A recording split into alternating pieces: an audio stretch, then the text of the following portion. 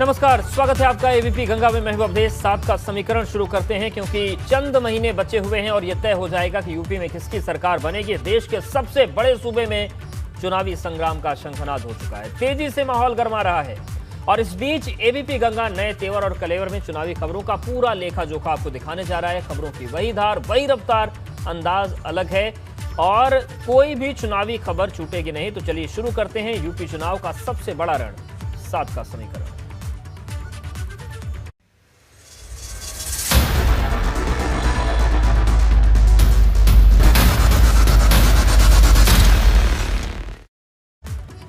सबसे पहले बात उत्तर प्रदेश की बड़ी सियासी हलचलों की। किस पार्टी ने कहां रैली की, कौन सी पार्टी कर रही है अपना दम दिखाने की तैयारी।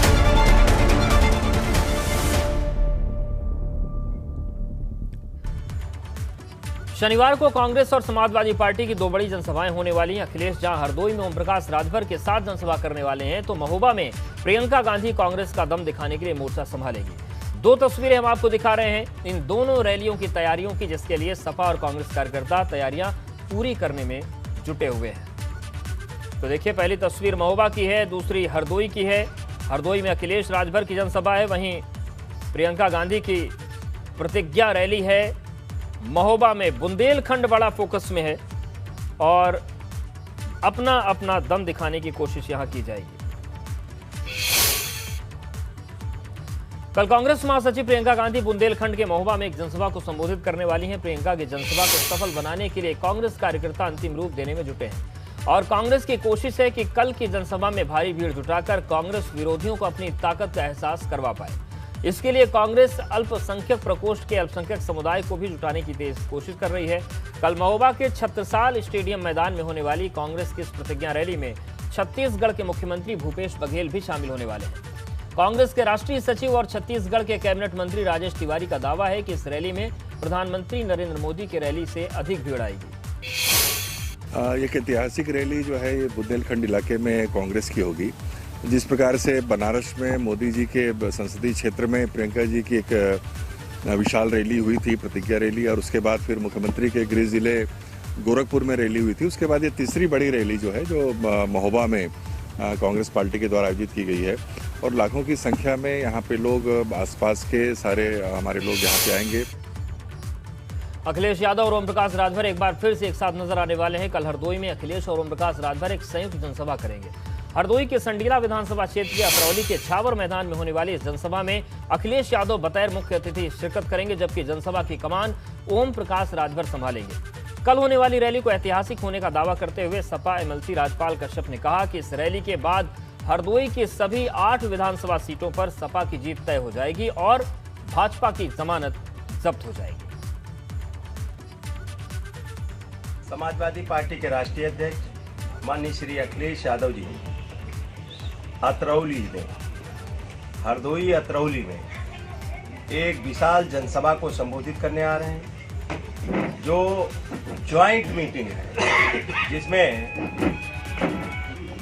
सुभाषपा के राष्ट्रीय अध्यक्ष श्री ओम प्रकाश राजभर जी वो भी आ रहे हैं और एक विशाल जनसभा हो। 2022 विधानसभा चुनाव में जीत के लिए गैर यादव जातियों को अपने पाले में लाने के साथ ही अब समाजवादी पार्टी ने अपनी नजरें मायावती के परंपरागत दलित वोट बैंक पर गड़ा दी है।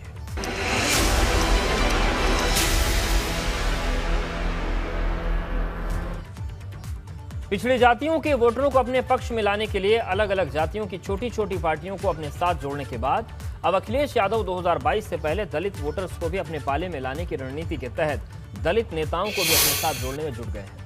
आज लखनऊ में पूर्व सांसद और काशीराम बहुजन मूल समाज पार्टी के अध्यक्ष सावित्रीबाई फुले ने एक रैली आयोजित की, जिसमें सपा अध्यक्ष अखिलेश यादव भी शामिल हुए और रैली को संबोधित किया।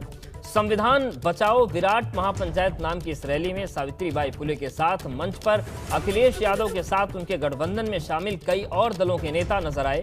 इसमें सुभाषपा अध्यक्ष ओपी राजभर भी मौजूद थे। जिसके बाद सावित्रीबाई फुले ने अखिलेश के साथ सपा के साथ जाने का इशारा कर दिया।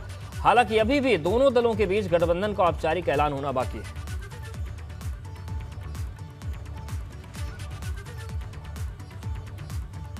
तो ये संविधान बचाओ महापंचायत हुई और बीजेपी पर ये नेता जमकर बरसे। सांसद रही, वहाँ पर आप नाराज हुई, पार्टी छोड़ दी, कांग्रेस चली गई, उसे छोड़ दिया, अपनी पार्टी आपने बनाई है कांसीराम बहुजन मूल निवास पार्टी। तो क्या समाजवादी पार्टी के साथ गठबंधन होगा चुनाव में? निश्चित रूप से बीजेपी को सत्ता से बाहर करने के लिए विकल्प के रूप में हम लोगों ने माननीय अखिलेश यादव जी को चुना है। माननीय अखिलेश यादव जी संविधान की बात करते हैं, बहुजन के आज़ादी की बात करते हैं, निरंतर लड़ाई लड़ रहे हैं। इसलिए संविधान को बचाने के लिए निरंतर हम लोग संघर्ष कर रहे हैं। जब तक मैं जिंदा रहूंगी, संविधान को बचाने के लिए मैं निरंतर लड़ाई लड़ती रहूंगी। स्वर्ण कौर जी को बुलाने का क्या मकसद है? आज संविधान को बचाने के लिए बाबा साहब डॉक्टर भीमराव अम्बेडकर जी के पौत्र माननीय कांशीराम साहब जी की बहन स्वर्ण कौर जी, आज पूरा भारत का बहुजन आज एकजुट हो रहा है। संविधान हमारा खतरे में है, बहुजन हमारी आज़ादी खतरे में है। संविधान को बचाने के लिए आज वो हमारे साथ में खड़े हैं, इस आंदोलन में साथ खड़े हैं। और ये आंदोलन जब तक जारी रहेगा, जब तक संविधान संपूर्ण रूप से लागू नहीं होगा। यूपी विधानसभा चुनाव से पहले अपनी तैयारियों को दुरुस्त करने में जुटे अखिलेश यादव ने भाजपा को शिकस्त देने के लिए अब तक 11 दलों को अपने साथ लाकर चुनाव से पहले बड़ी तैयारी कर ली है।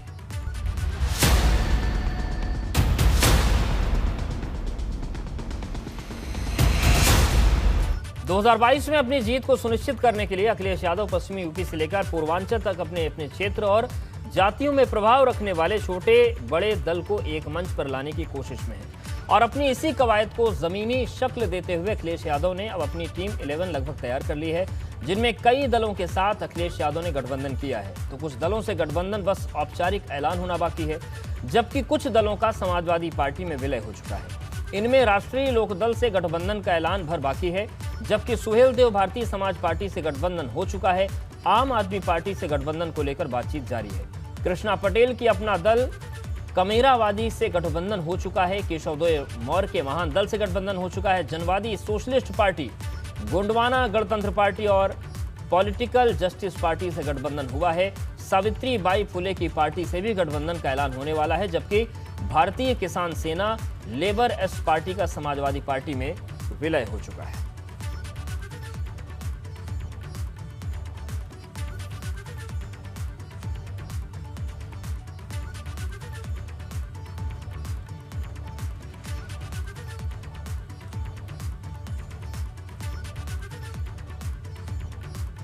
लखनऊ में सावित्रीबाई फुले की रैली को संबोधित करने के बाद एबीपी गंगा संवाददाता अनुभव शुक्ला ने गठबंधन और अपनी तैयारियों पर अखिलेश यादव से बातचीत की।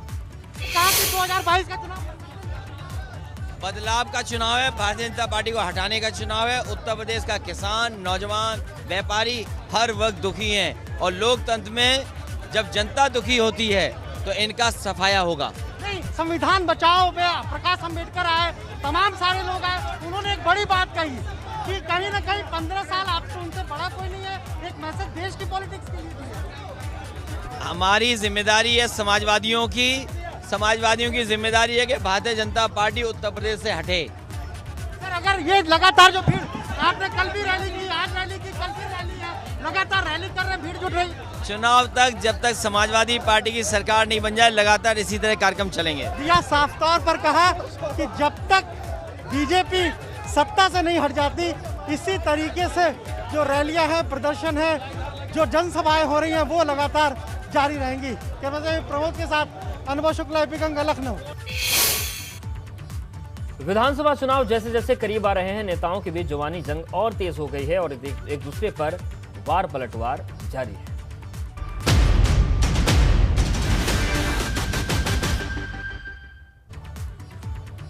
उन्नाव पहुंचे सांसद साक्षी महाराज ने बसपा प्रमुख मायावती समेत विपक्ष पर पलटवार किया है। साक्षी महाराज ने कहा कि विपक्ष इस समय खिसियानी बिल्ली खंबा नोचे के समान है। वो जब कुछ कर नहीं पाते हैं तो योगी मोदी को फर्जी तरीके से घेरने की कोशिश करते हैं।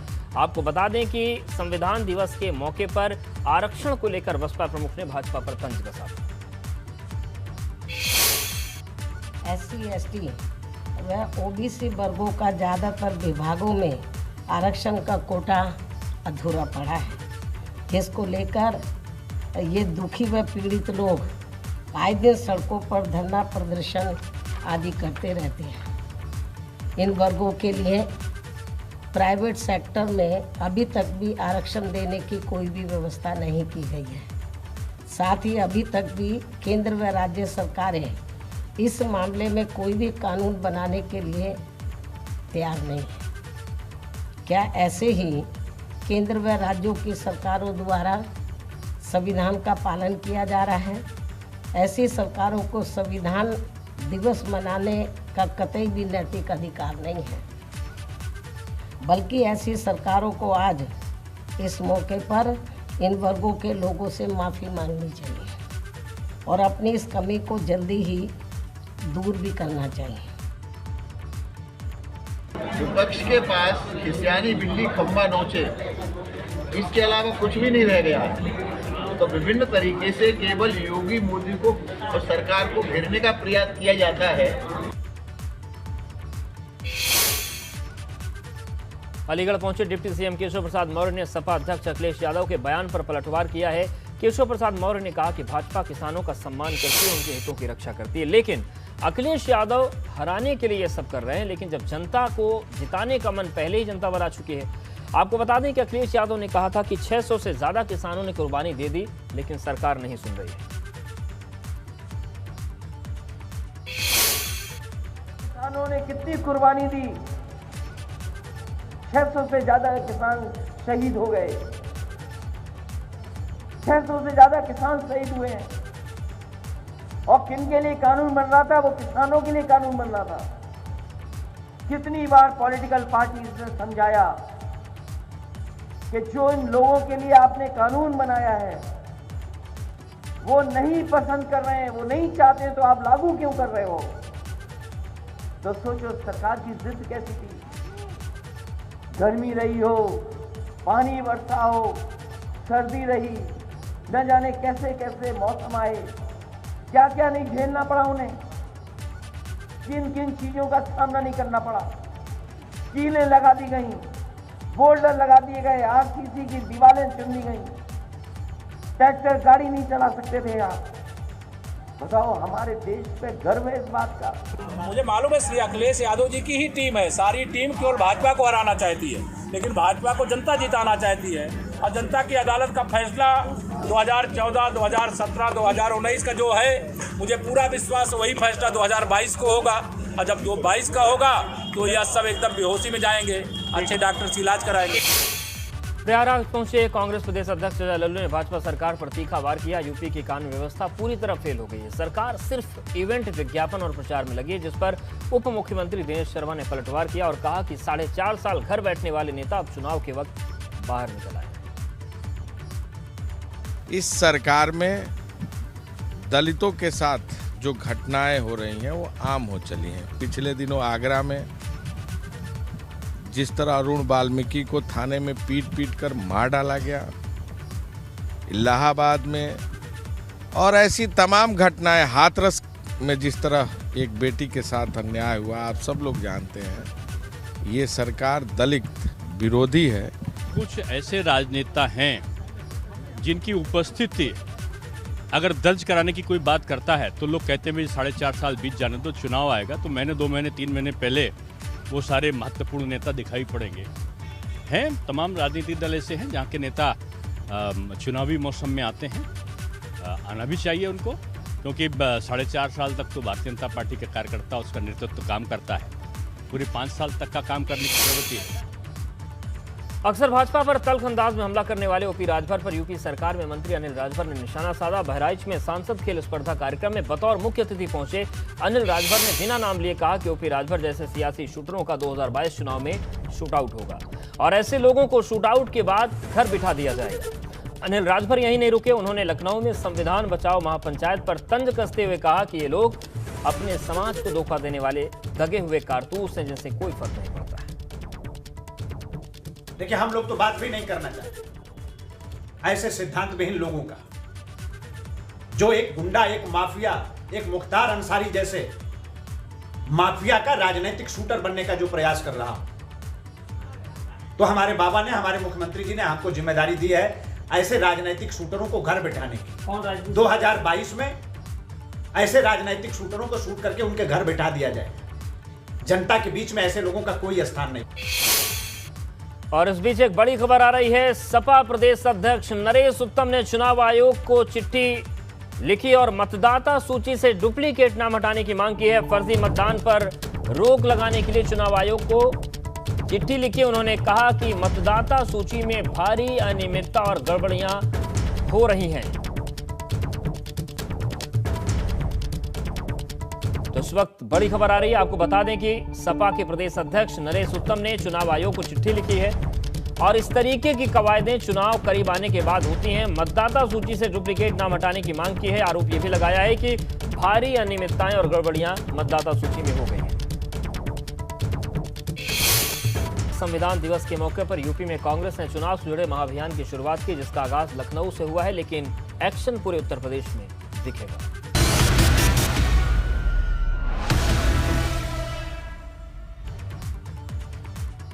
उत्तर प्रदेश में चुनाव की तारीख नजदीक आते ही कांग्रेस ने महाअभियान की शुरुआत कर दी। यूपी कांग्रेस कमेटी ने 15 दिन तक चलने वाले सदस्यता महाअभियान को शुरू कर दिया, जिसके तहत अब कांग्रेस कार्यकर्ता 15 दिनों में 1 करोड़ नए सदस्य बनाने में जुट गए हैं। छत्तीसगढ़ के सीएम और कांग्रेस के यूपी चुनाव के पर्यवेक्षक भूपेश बघेल ने इस महाअभियान की शुरुआत की। कांग्रेस अपने कार्यकर्ताओं को 10 दिसंबर ये प्लान देकर उत्तर प्रदेश में राजनीतिक बाजी पलटने की तैयारी में जुट गई है। प्रदेश कांग्रेस मुख्यालय पर शुरू किए गए अभियान के कार्यक्रम में भूपेश बघेल के साथ मंच पर आराधना मिश्रा, पीएल पुनिया, प्रमोद तिवारी मौजूद रहे। मैच 15 दिन के भीतर उनकी पार्टी एक परिवार नए सदस्य 4 के नारे के साथ 1 करोड़ नए सदस्य बनाएगी। पार्टी के मुताबिक इस अभियान के तहत हर विधानसभा में नगर पंचायत या वार्ड के आधार पर 5 सदस्यीय टीमों का गठन होगा। हर टीम का एक प्रभारी होगा। प्रदेश में लगभग 23,000 सदस्यता प्रभारी बनाए जाएंगे। भूपेश बघेल जी ने आज कांग्रेस के सदस्यता अभियान को शुरू किया है। सीधे उनसे बात करेंगे और जानेंगे वो आज इस मौके पर क्या कहना चाहते हैं। सर, आज जो अभियान शुरू हुआ है, जो 1 करोड़ सदस्यों की बात है, नए सदस्य या पुराने लेकर? पुराने तो बनेंगे ही, नए सदस्य भी बनाना है हमको। सर, वरिष्ठ पर्यवेक्षक होने के नाते एक जिम्मेदारी और है पुराने लोगों को संभालना। लगता है कि वो भी एक चुनौती होगी आपके लिए? जी, पुराने लोगों को संभालना भी एक चुनौती है इस समय प्रदेश में। कांग्रेस लोग ही कांग्रेस को संभाले हुए हैं, नए लोगों को जोड़ना है हमको। हमारे वरिष्ठ लोग का आशीर्वाद हमको पूरा है, उनका मार्गदर्शन हमको मिल रहा है और नए लोगों को हम जोड़ेंगे ताकि